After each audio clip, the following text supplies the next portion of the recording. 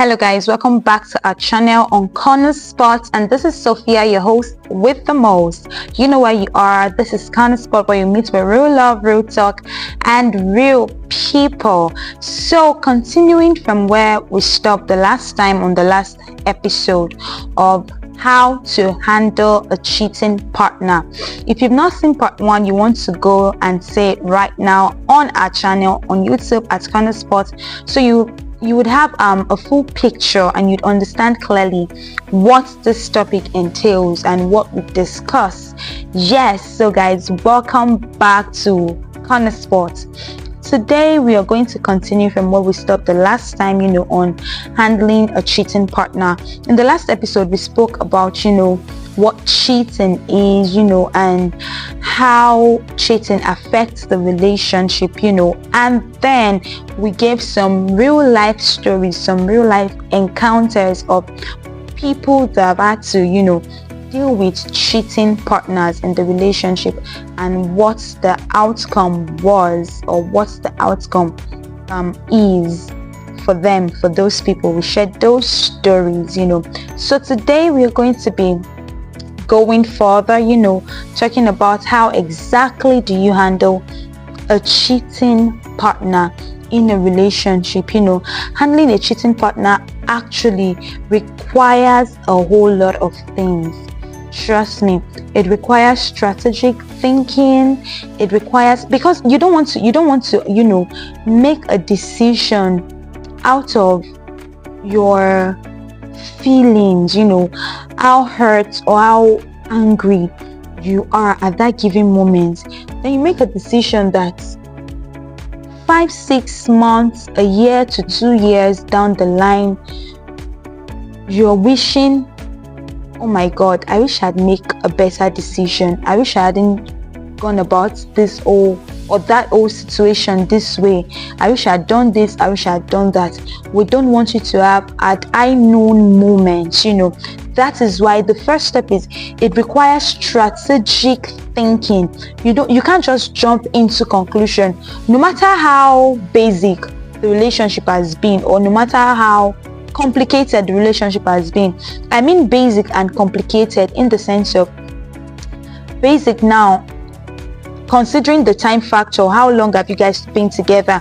1 month, 2 months, that's basic. That's what we used to qualify a relationship as basic. The time frame, the things involved between you both. But when we talk about complicated, how long have you guys been? Perhaps you stayed with this person for 6, 7, 8, 10 years. You've stayed with this person for that long, and perhaps you people even had, or you've had a child rather together.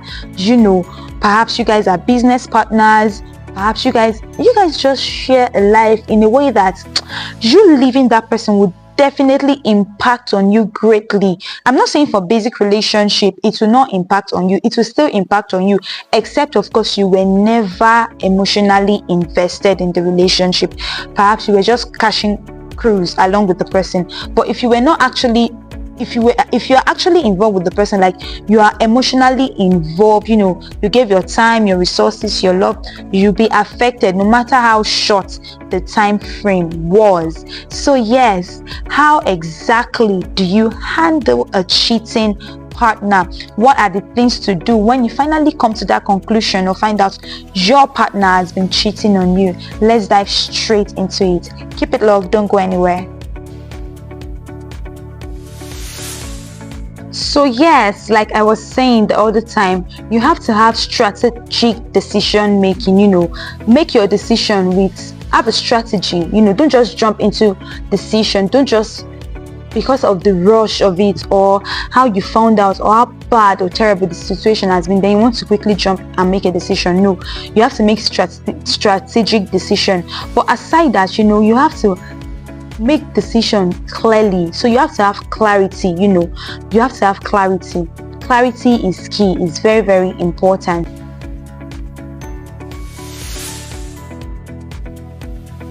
So yes, you need to have strong and very, very dependable emotional thoughts, even in that moment. Make sure your emotions are not driving you.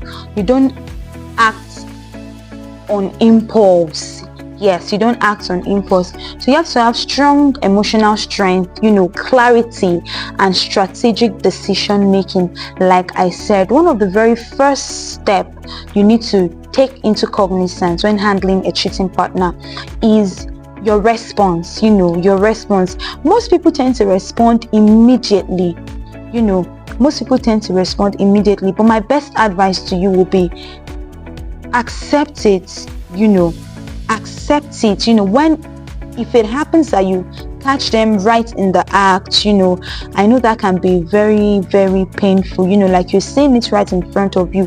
Koro, this is not somebody telling you, you're not watching it. You actually bump into them or cut them right in the act. It's traumatic. Every time your mind sees that picture again, it comes fresh with this hurt and with this pain and with this anger. So it's normal to feel that way. But how do you handle the situation? What is your response going to be, even if you catch them right in the act? And if it happens that you didn't catch them right in the act, perhaps you went through their phone, following your suspicion, and whatever you were suspecting actually turns out to be true when you went through their phone. How are you going to handle it? Or you got the information through a friend called you up and like, oh, so thing is happening, can you come, or something. Or you found out in some other ways aside these ways that I've mentioned. How do you handle it? What is your first response going to be? So the first thing I want to tell you is accept it. Don't be in denial. Don't say, oh, that cannot be. Perhaps somebody just cook up this whole story, to destroy my relationship or something. No, accept it. You want to accept it. Don't act rashly. Like I said, don't act rashly.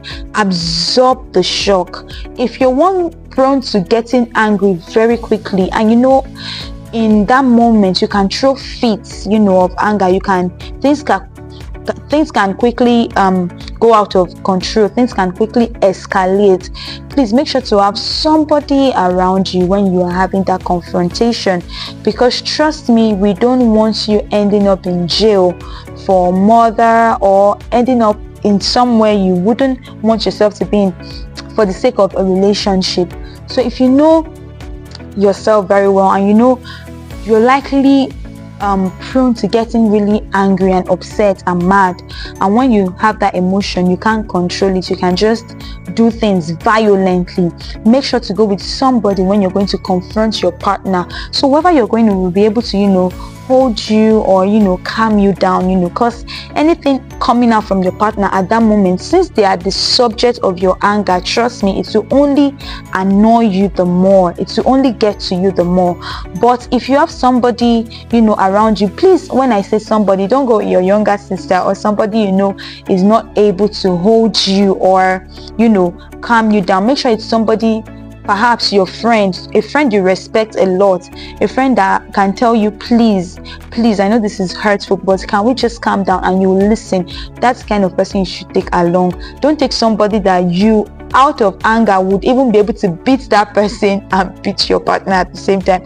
Please don't take that kind of person along. So that's the very first step to handling the whole thing. You want to accept it, absorb the shock.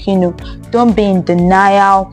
Don't be quick to also give a reason, because some people, in a bid to salvage what is left of the relationship, they don't want to lose the relationship and all, they start giving reasons that are not so valid. Why am I saying not so valid? Perhaps because your partner's reason might be totally different from the reason you are giving or you are trying to give. You might start giving reason because you want to salvage the relationship, you don't want to lose the relationship.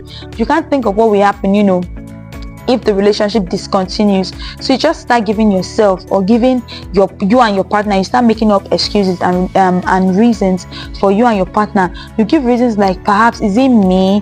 Is it something I did? Is it something I've done? All these sort of reasons, to lessen the impact of the whole thing. But the truth is, a cheating partner, if not properly addressed, and that person gives you their word, and then you feel okay, something inside you now accepts this, or something inside you now is okay to go on with this. Trust me, if a partner cheats once, there's every possibility and chance for them to do it again and again and again. That's why my best advice, is to just walk out of the relationship. But some people, truly might change, might turn a new leaf. So am I saying don't give second chances? By all means, if you feel you can handle giving second chances without criticizing the person, without victimizing the person and criticizing the person, because some people, even when they agree to give you second chance, for the fact that you have been caught once, they make life very miserable for you. What do I mean by they make life very miserable for you? Every single thing you do, they start suspecting you, even if you're no longer doing that thing. And when suspicion gets to a level, the person would be like, oh, I've not even done this thing, I'm not even doing this thing, they're suspecting me. Why not let me just go ahead and do it then, and let their suspicion be just true? So you want to be careful. If you're living with that person, or if you agree to stay back in the relationship with your partner that once cheated on you, please make sure you are emotionally matured enough to handle your partner, so it doesn't further ruin the relationship while making your partner suffer. Because some people now, they want to be like, since you've done that before, there's every chance you can do it again. So because of that, I'm going to track you, I'm going to track your car, track your phone, I'm going to be monitoring you. No, it doesn't work that way. Nobody should be subjected to that. I'm sure you wouldn't want to be monitored, like all your activities, where you went to, what you did, what you eat, the clothes you are putting on, who you saw, who you gave your number to, if there is any, and things like that. But some persons, because I've heard some stories, okay, so some persons, even when they finally agree, like, I forgive you, we can continue the relationship, they actually now turn into detectives, on their partner's matter. Every single thing that their partner is doing, they are on the lookout, they are on the watch out for it, to the point that sometimes in the middle of arguments, or if there is a similar occasion, to whatever happens, or let me say, for instance, they are seeing a movie about cheating, or about where somebody's partner cheated, people like that are prone to make sarcastic comments, and that can be very hurtful for the partner. Like, why are you using my past to taunt me? Why are you using my past to taunt me? Why are you using my past to torment me? That was what I did sometimes back, and I apologized, and you forgive me, and you agreed to go on with the relationship. So why this act? Some people are bound to do that. Or when something comes up, they start referring you like, that was how you did, that time, or so time, that was how you did. Some are so even bad to the extent that they give you the time and the date and everything. Like, do you remember on the 25th of August at exactly 4 p.m. when I called you, you said you were at home, perhaps, and whereas you were at that guy's place, you were lying, or you were at that babe's place, you were like, exactly. Some people are like that. So please, if you're the type that you've agreed, that your partner can actually stay in the relationship together with you, even after them cheating, even after you caught them, if you're the type that you've agreed your relationship cannot be ruined, even on the basis of infidelity, you would fight for whatever love you have left, please make sure you've truly forgiven that person, and you will not remind them, you will not bring it up in arguments, you will not bring it up in normal conversation, you will not make silly comments, because it is getting to your partner. Trust me, it is getting to your partner. Put yourself in people's shoes. That's what I always say. If you know Sophia, you know me with this quote. Always put yourself in people's shoes. Imagine you were the one that was actually cheating, the tables turn, and your partner decides to forgive you. Then your partner is looking for every slight opportunity to bring that topic up, or to use it to taunt you, or to make a comment, or to make a gesture that would refer you to that incident. How would you feel? You definitely keep having this feeling, I'm not sure this person has really forgiven me. I'm not sure, if he or she has forgiven me, why would he be doing this at every slight opportunity he or she gets? So you have to be emotionally matured if you've agreed to stay in a relationship where you caught your partner cheating. Yes.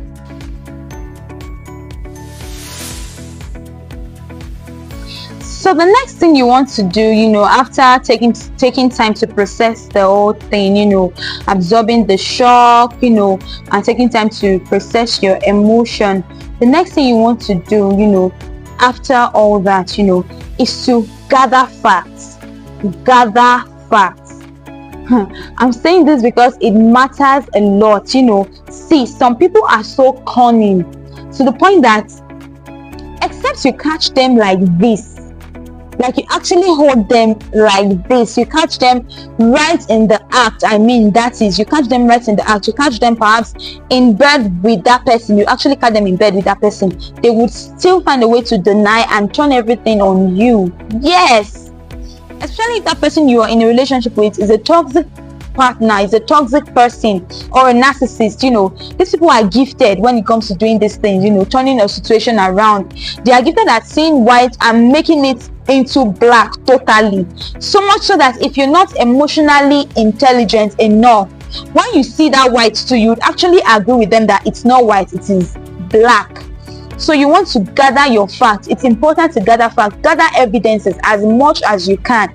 Phone calls, text messages, voice recordings, anything at all that when you say to that person, or show it to that person, they cannot deny again. It is actually staring them in the face. So if you want videos, voice recordings, phone calls, chats, text messages, anything at all that would help you. I'm not saying you're actually going to the court of law, except of course whatever it is escalates to that point, of course, which you would need solid and hands-on evidences, but even for you to them, since this kind of person they would always deny. Trust me, evidence is your best bet. You want to go with your evidences.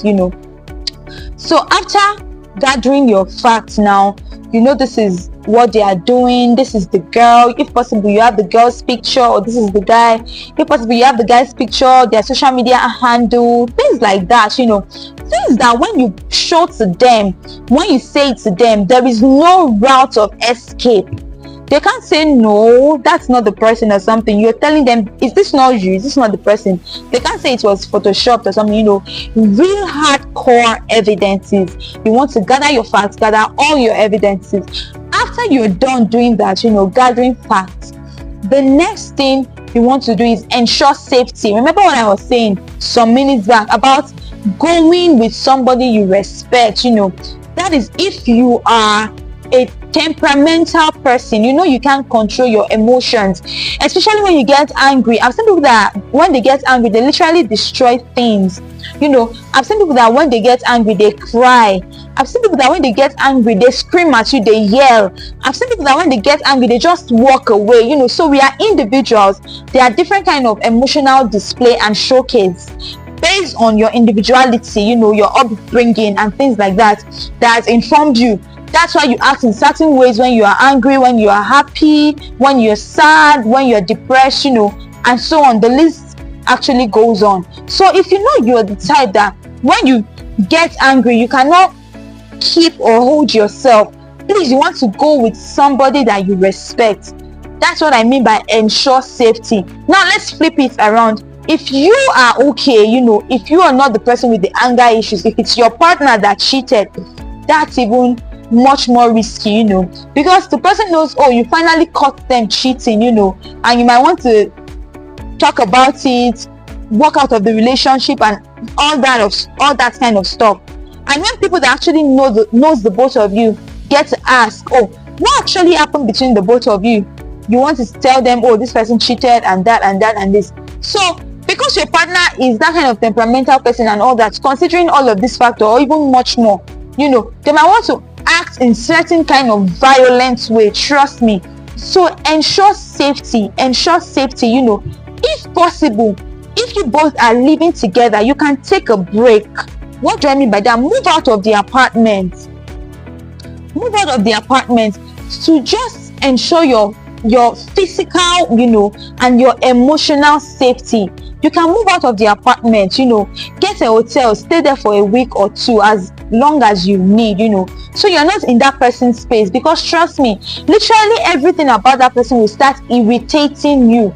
You wouldn't want to hear their voice. You wouldn't want them to touch you. You wouldn't want them to talk to you. You wouldn't want to even see their face, depending on how badly hurt you were, or how deep, the betrayer was. Perhaps they cheated on you with a friend, a best friend, a colleague, a church member, a neighbor, somebody they go to the mosque together with, the list goes on. And it's different pills for different people. How I would handle a situation, Sophia, is different from how you, Clara or Collins, would handle a situation. So we are both different persons, and that also affects how we handle, situation. So ensure safety, ensure you are safe. If you need to move out, that is if you people are staying together, please move out. You can stay at a friend's place, go back to your family house, just stay clear of them, for that time being, when emotions are still heightened and everybody's blood is hot and everybody is on a high lane, just to ensure safety. And also ensure safety when it comes to confrontation. When I say confrontation, please get me, I don't mean you go to them and charge at them and you're screaming at the top of your voice, I know what you did, I saw the video, you cheated, you this, you that. When I mean confrontation, I mean you are actually confronting them, but you're doing it like a learned person. You're doing it in a civil way. You're not doing it in such a way that would spill over into much more, serious cases, or would turn into an actual fight, or something that is prone to, give rise to violence. I mean, you want to talk to them calmly, which brings us to our next point. When you actually get into the conversation, the next point is you get into the conversation. Some people will say, it's over, I'm just going to go ghost mode, and block the person from all my socials, and block their number, delete their number, and make sure I don't use the same route. That is if you people are close by, if it's not a long distance relationship. If you are in the same town, I make sure I don't use their route, or I don't go to places where we might likely bump into each other. I'll just give this silent treatment and let the relationship die a natural death. Bravo, very good. While this might work, in most cases it doesn't. Why do I say that? Because somewhere, somehow, deep down inside your mind, you actually want to know the reason. Why did he really do this? Why did he do this? Is it that I'm not good enough? I'm not fine enough? I'm not okay for him? You want to know. Every person who has been cheated on wants to know. The first thing they want to know is the reason.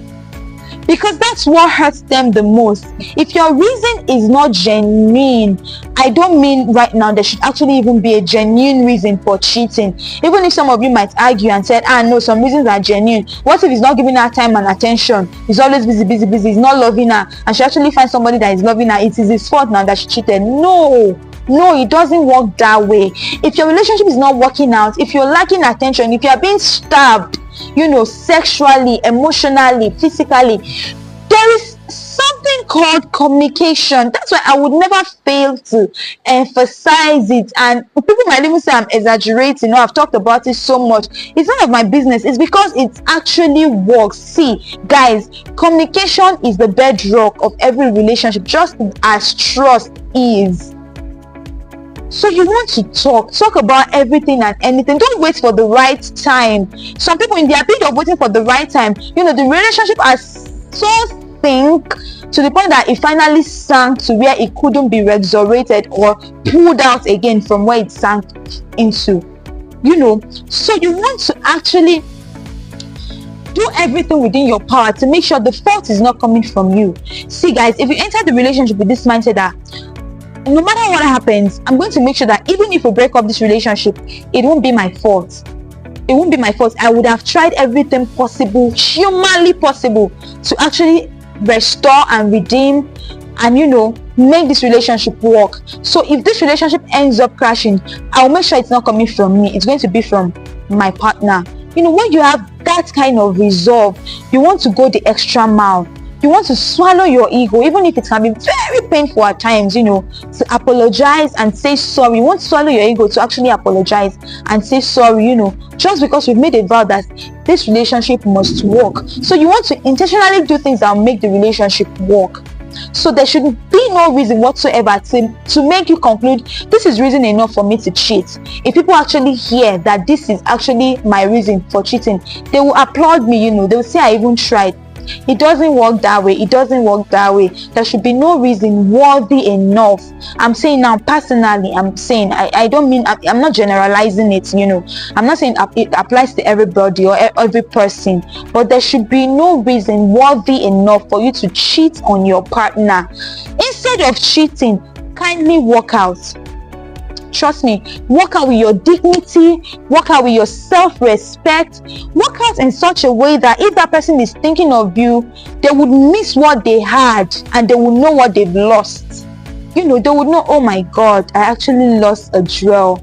I actually lost a treasure. I lost a gem, a very rare gem, So the next point is conversation, confront the situation, confront it, but confront it calmly. Confront it calmly. Be calm about it. Be very, very calm about it. Don't try to use violence. Violence never solves anything. It just compounds the case when it comes to things like this. So don't try to use violence to solve it. As much as possible, you'll be angry because it's still fresh. It's like, I don't know if you've had this experience, maybe a cut or something, a cut on your hand or your leg or something, and then let's not even go too far. Let me not say spirit now. Let's say water just drop on it. That feeling, like it's painful. Oh, it's painful. When you wash with water, you're washing the cut, perhaps washing the dirt out so you could dress it or something, but it's painful. Now that pain is at one level when water drops on your fresh cut. It's different from now when you're actually using spirit to clean it. You go, some even shout or cry, because of the pain. That pain is on another level. Now you cannot compare the pain you felt when water dropped on the fresh wound to the one you felt when it was actually spirit that was used to cleaning it. It's two different things, two different pain. So for different people, it's a different thing. What might hurt me badly and get to me, when some other persons hear it, they might be like, this one is a normal thing now. Why is she getting upset? Please, she's acting, she's doing too much. That might be it for some people. Well, for me too as well.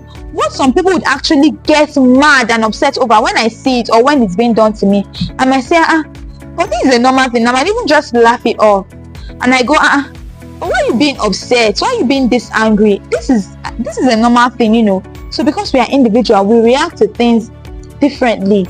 So no matter how you're feeling at that moment, no matter how hurt you are, how angry you are, how you feel like you just want to kill this person and strangle them, let's go with somebody you respect. So when you want to act in an irrational way, act out of reasoning, they can actually call you back and tell you, no, don't do this, don't act like that, don't act that way. Or they can tell you, okay, it's time up, this conversation will be scheduled for another day, let's go. You are already getting too angry, or you're already getting out of control, so let's leave here, please. So confront the issue, but confront it calmly. This is another point I want to give you on how to handle a cheating partner. Stay with us.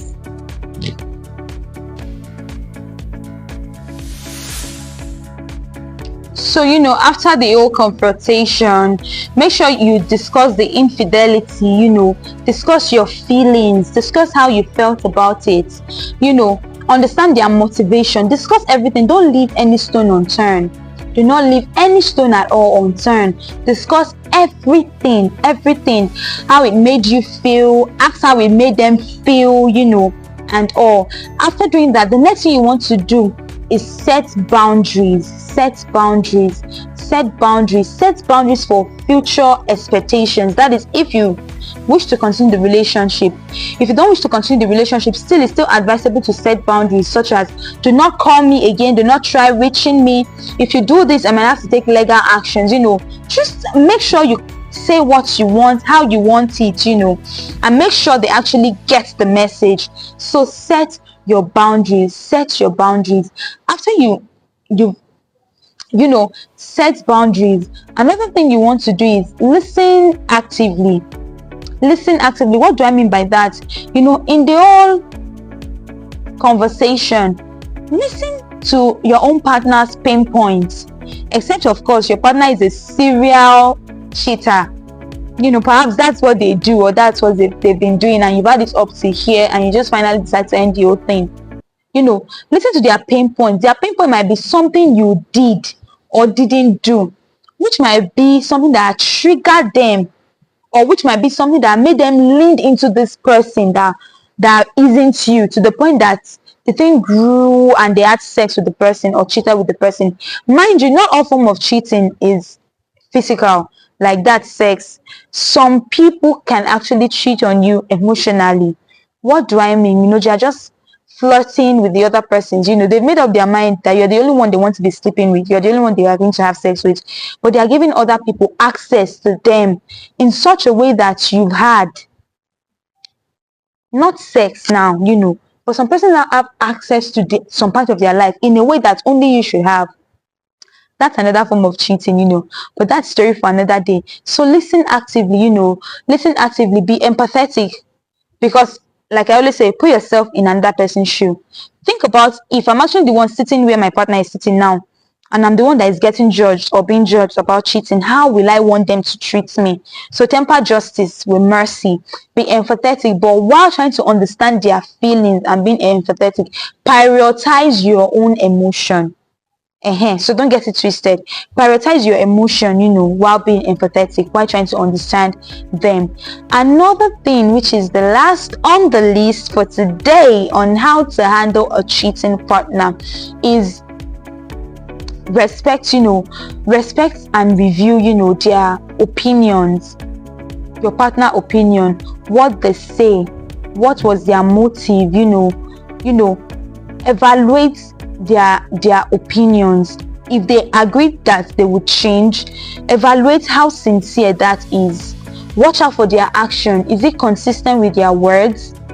Have they stopped chatting those people they were chatting with? Have they stopped partying with those people that actually led them into committing or having that affair or cheating on you? So watch out for them. Be keen on watching out for the change and their willingness to turn a new leaf, their willingness to, make this work. Watch out for their sincerity. Watch out for this. Watch out for it. So guys, this is all we have today on how to handle a cheating partner. Trust me, it's not a do or die affair. If you feel you can handle it 100%, nobody would hold it against you, and you've made the best choice because you know what is right for you. But if you feel also that this thing is not worthy to ruin my years or my 2 months of relationship, I see a very beautiful future for this relationship, we can work this out. If you feel you are that or in that type of class, then you want to follow all the strategies, and I wish you the very best in your relationship going forward. Don't forget to like, share and comment, and if you've had any similar story on cheating or having been cheated on, please share with us in the comment section. Would love to hear from you. This is Sport, and I am Sophia. You remember where we are. This is where you meet with real love, real talk and real people. And do not forget, I'm your go-to host for all things love, dating and relationship. We hope to see you next time, so keep it locked and keep watching Sport. And if you're yet to subscribe, please do not forget to click that subscribe button so you can keep getting notifications from us. Have a very nice day. Bye.